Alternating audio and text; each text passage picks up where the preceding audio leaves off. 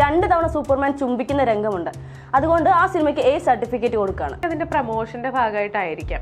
ചെയ്യുന്നതിന് മുന്നേ നമുക്കത് കാണണം. സൂപ്പർമാൻ മൂവിയിലേക്ക് വരുമ്പോഴും ഇത് തന്നെയാണ് നമ്മൾ കാണാൻ വേണ്ടി പോകുന്നത്. സെൻസർ ബോർഡും ഇപ്പൊ ഒരു മാർക്കറ്റിംഗ് ആയിട്ട് മാറിക്കൊണ്ടിരിക്കുന്നുണ്ട്. മലയാള സിനിമയിൽ പോലും ചുംബന രംഗങ്ങളൊക്കെ കോമൺ ആയിട്ട് അല്ലെങ്കിൽ എല്ലാവരും നോർമലൈസ് ചെയ്യുന്ന ഒരു സാഹചര്യത്തിൽ മറ്റൊരു അന്യഭാഷാ ചിത്രത്തിന് ഈ ഒരു ചുംബന രംഗമുണ്ട്. അത് സംസ്കാരത്തിന്റെ ഭാഗമാണെന്ന് ബാക്കിയുള്ള ആൾക്കാർ പറയും. വർഗീയത ഉള്ളിൽ ഉള്ള ആൾക്കാർക്കാണ് ഈ പ്രശ്നം. അത് ഒരാളുടെ ഒരു സിനിമയുടെ അല്ലെങ്കിൽ ഒരു കഥാകൃത്തിന്റെ ഒരു സംവിധായകന്റെ ആവിഷ്കാര സ്വാതന്ത്ര്യമാണ് എന്നുള്ള രീതിയിൽ അത് കണ്ടാൽ മതി. ഇതൊക്കെ വലിയ ദൃശ്യമാണോ ഇതൊക്കെ? കേന്ദ്ര സർക്കാരിന്റെ കീഴിലുള്ള ഒരു സെൻസർ ബോർഡ് എന്ന് പറയുമ്പോൾ ആ ഒരു നെഗറ്റീവ് ഷെയ്ഡ് കേന്ദ്ര സർക്കാരിനും കൂടെ കിട്ടുന്നതാണ്. ഇവരുടെ ഉള്ളിൽ മതതീവ്രവാദം ഉണ്ടെന്നാണ് നമുക്ക് കാണുമ്പോ തോന്നുന്നത്. സിനിമയെ സിനിമയായി കാണുക, എന്ത് മറച്ചു പിടിക്കുന്നോ അത് തുറന്നു കാണാനുള്ള പ്രവണതയാണ് കുട്ടികളിലാണെങ്കിലും മുതിർന്നവരിലാണെങ്കിലും ഏറ്റവും കൂടുതൽ കണ്ടുവരുന്നത്. ഈ കുറച്ച് നാളുകളായിട്ട് ഏറ്റവും കൂടുതൽ വാർത്തയിൽ നിറഞ്ഞു നിൽക്കുന്നത് സെൻസർ ബോർഡാണ്. ഇപ്പോൾ കഴിഞ്ഞ കുറച്ച് ദിവസങ്ങളായി നമ്മൾ കണ്ടു Janaki versus state of Kerala എന്ന സിനിമയിൽ ആ സിനിമയുടെ ജാനകി എന്നുള്ളൊരു പേരുമായി ബന്ധപ്പെട്ട് പല വാർത്തകളും നമ്മൾ കണ്ടിരുന്നു. സീതാദേവിയുടെ പേരാണ്, അതുകൊണ്ട് ആ പേര് പാടില്ല എന്നൊക്കെ. ഇപ്പോൾ വീണ്ടും സെൻസർ ബോർഡ് പുതിയൊരു വിഷയമായി രംഗത്ത് വന്നിരിക്കുകയാണ്. കുട്ടികൾക്ക് വേണ്ടി ചിത്രീകരിച്ചിരിക്കുന്ന സൂപ്പർമാൻ എന്ന സിനിമയിൽ 2 തവണ സൂപ്പർമാൻ ചുംബിക്കുന്ന രംഗമുണ്ട്. അതുകൊണ്ട് ആ സിനിമയ്ക്ക് A സർട്ടിഫിക്കറ്റ് കൊടുക്കുകയാണ്. നമുക്കറിയാം, പണ്ട് മുതലേ ഉള്ള മലയാള സിനിമകൾ അല്ലെങ്കിൽ ഇംഗ്ലീഷ് സിനിമകളാണെങ്കിലും ഏത് ഭാഷാ ചിത്രങ്ങളാണെങ്കിലും അതിനകത്തൊക്കെ ഈ പറഞ്ഞ ചുംബന രംഗങ്ങളൊക്കെ കോമൺ ആയിട്ട് കണ്ടുകൊണ്ടിരിക്കുന്ന ഒരു കാലമാണ് ഇപ്പോഴത്. ഈ ഒരു സമയത്ത് വീണ്ടും ഇങ്ങനെ മാധ്യമ ശ്രദ്ധ പിടിച്ചു പറ്റാൻ വേണ്ടി എന്തിനായിരിക്കും സെൻസർ ബോർഡ് ഇങ്ങനെയുള്ള ഒരു കാര്യങ്ങൾ കൊണ്ടുവരുന്നത്?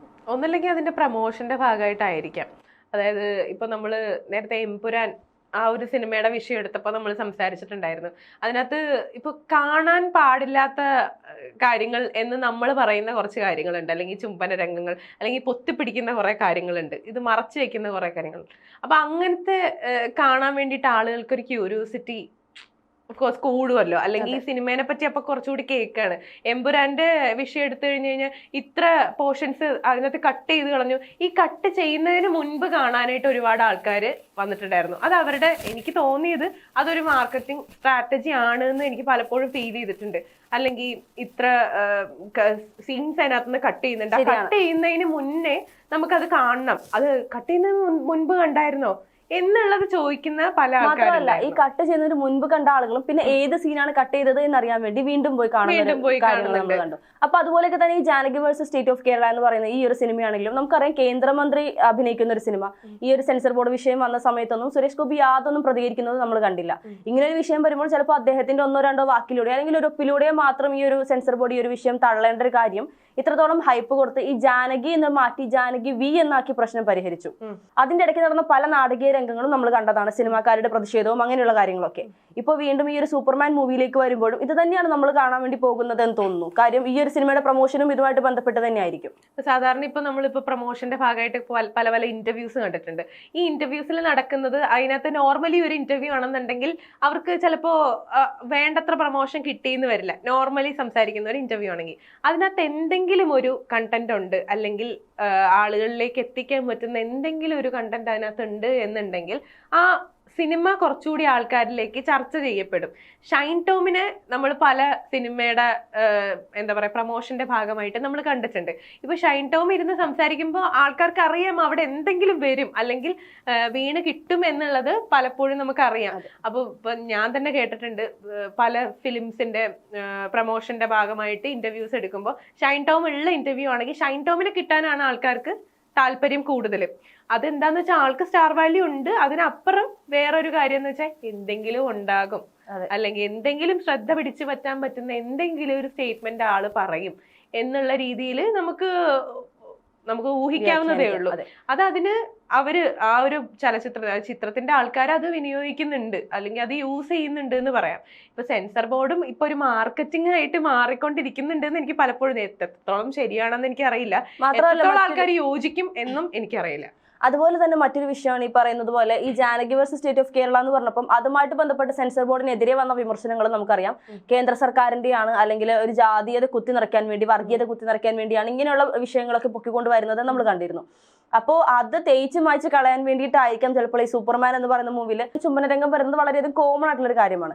ഇപ്പോൾ മലയാള സിനിമയിൽ പോലും ചുംബന രംഗങ്ങളൊക്കെ കോമൺ ആയിട്ട് അല്ലെങ്കിൽ എല്ലാവരും നോർമലൈസ് ചെയ്യുന്ന ഒരു സാഹചര്യത്തിൽ മറ്റൊരു അന്യഭാഷാ ചിത്രത്തിന് ഈ ഒരു ചുംബന രംഗമുണ്ട്. അതുകൊണ്ട് അത് ബാക്കിയുള്ള ഭാഷകളിലൊക്കെ അത് ഇറങ്ങിയപ്പോഴൊന്നും കുഴപ്പമില്ല. അത് കേരളത്തിലേക്ക് ഇറങ്ങുമ്പോൾ അല്ലെങ്കിൽ ഇന്ത്യയിലേക്ക് വരുമ്പോഴാണ് ഈ ഒരു ചിത്രം പുറത്തു വരുമ്പോൾ അതിനകത്ത് ചുംബന രംഗങ്ങൾ കട്ട് ചെയ്തിട്ട് മാത്രമാണ് അത് ഇറക്കാൻ പാടുള്ളൂ എന്നുള്ള വാർത്തകളൊക്കെ വരുന്നത്. അത് സംസ്കാരത്തിന്റെ ഭാഗമാണെന്ന് ബാക്കിയുള്ള ആൾക്കാർ പറയും. കാരണം എന്താന്ന് വെച്ച് കഴിഞ്ഞാൽ ഇപ്പൊ കിഡ്സിന് വേണ്ടി മാത്രമായിട്ട് ഇറക്കുന്ന ഒരു കാർട്ടൂണിലോ അല്ലെങ്കിൽ കിഡ്സിന് വേണ്ടി മാത്രമായിട്ട് ചെയ്യുന്ന എന്തെങ്കിലും ആയിക്കോട്ടെ, അവർ കാണുന്ന കാർട്ടൂൺസിലോ അല്ലെങ്കിൽ സിനിമകളിലോ ഒക്കെ ആണെന്നുണ്ടെങ്കിൽ നമ്മളുടെ പേരിൽ അങ്ങനത്തെ ഒരു സാധനം വരരുത് എന്നുള്ള രീതി, അല്ലാതെ കണ്ടോട്ടെ കുഴപ്പമില്ല, അങ്ങനെയെങ്കിൽ ഈ പറയുന്നത് തീവണ്ടി പോലുള്ള സിനിമകളൊക്കെ എന്നുള്ള രീതിയിൽ ആളുകളുടെ ചിന്തയുടെ പ്രശ്നം. ഇപ്പൊ Janaki versus state of Kerala എന്ന് പറഞ്ഞ സിനിമയിൽ പറ്റിയത് എന്താന്ന് വെച്ച് കഴിഞ്ഞാൽ ഇത് മതതീവ്രവാദം എന്നല്ല, വർഗീയത ഉള്ളിൽ ഉള്ള ആൾക്കാർക്കാണ് ഈ പ്രശ്നം.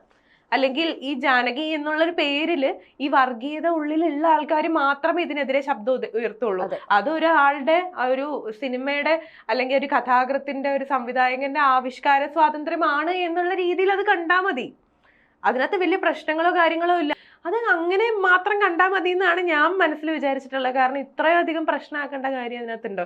ഒരു പേരിലൊക്കെ അങ്ങനെ ഒരു പ്രശ്നമാക്കേണ്ടതുണ്ടോ? അല്ലെങ്കിൽ വലിയ വിഷയമാണോ ഇതൊക്കെ? അപ്പൊ ഇപ്പൊ പറഞ്ഞതുപോലെ പേരിൽ അല്ലെങ്കിൽ ഇപ്പം എനിക്ക് തോന്നുന്ന ഒരു കാര്യം, ഈ പറയുന്നത് പേരിൽ ഒരു വിഷയമായതുകൊണ്ട് അല്ലെങ്കിൽ ഇത്രത്തോളം ചർച്ച ചെയ്യപ്പെടുമ്പോൾ സെൻസർ ബോർഡിന് കേന്ദ്ര സർക്കാരിന് കീഴിലുള്ള ഒരു സെൻസർ ബോർഡാണ്, അതിന് ഒരു മോശം പേര് വന്നു. ഇപ്പൊ കുറച്ച് നാളുകൾക്കുള്ളിൽ നമുക്കറിയാം ഇപ്പൊ എമ്പുരാൻ കഴിഞ്ഞു, Janaki versus state of Kerala കഴിഞ്ഞു. ഈ ചിത്രങ്ങളുടെയൊക്കെ കട്ടിങ് വന്നപ്പോഴത്തേനും സ്വാഭാവികമായിട്ടും കേന്ദ്ര സർക്കാരിന്റെ കീഴിലുള്ള ഒരു സെൻസർ ബോർഡ് എന്ന് പറയുമ്പോൾ ആ ഒരു നെഗറ്റീവ് ഷെയ്ഡ് കേന്ദ്ര സർക്കാരിനും കൂടെ കിട്ടുന്നതാണ്.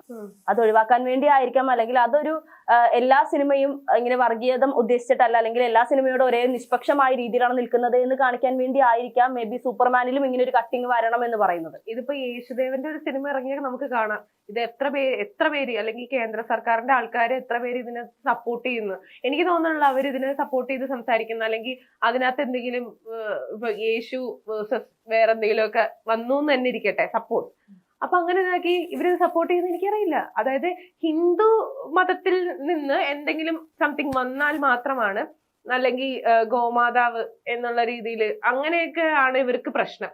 അതായത് നിസ്സാര പ്രശ്നങ്ങളാണ് അത് അവർക്ക് വേദനിക്കുന്നുണ്ടാവും. വ്യക്തിപരമായിട്ട് അവർക്ക് തോന്നുന്ന ഒരു ബുദ്ധിമുട്ടാണ് അവർ ജനങ്ങളിലേക്ക് എത്തണ്ട എന്നുള്ള ഒരു രീതിയിൽ കട്ടിങ് വെക്കുന്നത്. പക്ഷെ ഇങ്ങനെ കാണിക്കുമ്പോ എന്താന്ന് വെച്ച് കഴിഞ്ഞാൽ ഇവരുടെ ഉള്ളിൽ മതതീവ്രവാദം ഉണ്ടെന്നാണ് നമുക്ക് കാണുമ്പോ തോന്നുന്നത്. കാരണം ഇപ്പൊ ഞാൻ നേരത്തെ നമ്മൾ സംസാരിച്ച് ഈ ജാതി മതം അങ്ങനെയുള്ള കാര്യങ്ങൾ നമ്മളിപ്പോ ഡെയിലി സംസാരത്തിൽ വരുമ്പോഴാണ് ഇത് പ്രശ്നമാകുന്നത്.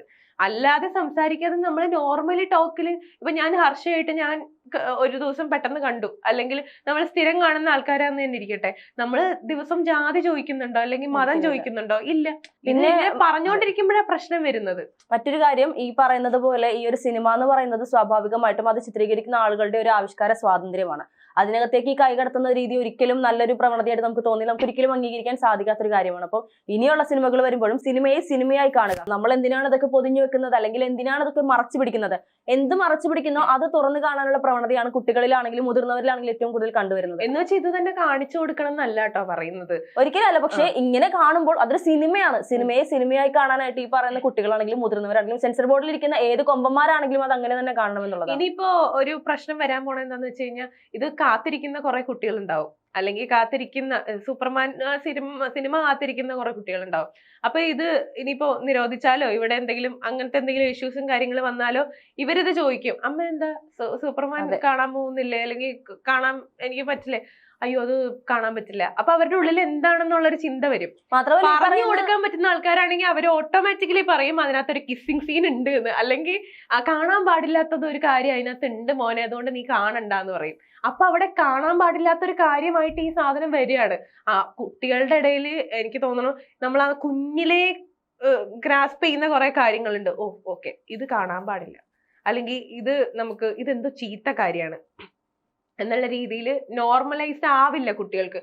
ഇതൊക്കെ നോർമലായിട്ട് നടക്കുന്ന കാര്യങ്ങളാണ് എന്നുള്ളത് ഒരു തിരിച്ചറിവ് ഇപ്പോഴേ കിട്ടേണ്ടതാ, പാരന്റിങ്ങിൽ കിട്ടേണ്ട ഒരു കാര്യമാണ്. ഇതൊരു വലിയ പ്രശ്നമാക്കി എടുക്കുമ്പോൾ ഇവരിത് പറയുന്നുണ്ട് കുട്ടികളുടെ ആ ഒരു നന്നാക്കാൻ വേണ്ടിയിട്ടാണ് ഇവരിത് മറച്ചു വെക്കുന്നതെന്ന്. ഒരിക്കലും അത് മറച്ചു വെച്ച് ഒരുപാട് പ്രശ്നമാക്കി എടുക്കാതെ കുറച്ച് നോർമലൈസ്ഡ് ആക്കുക എന്നുള്ളതാ. പിന്നെ എടുക്കുന്ന ആൾക്കാരും ഇതിനകത്ത് വൾഗാരിറ്റി വരാതിരിക്കാനായിട്ട് ശ്രദ്ധിക്കുക. നോർമൽ ഒരു കിസ്സിങ് സീനൊക്കെ ആണെങ്കിൽ ഓക്കെ കുഴപ്പമില്ല, അതിലപ്പുറം പോവുകയാണെന്നുണ്ടെങ്കിൽ ശ്രദ്ധിക്കാനായിട്ട് എടുക്കുമ്പോൾ അത് ശ്രദ്ധിക്കുക എന്നുള്ളതേ പറയാൻ പറ്റുള്ളൂ.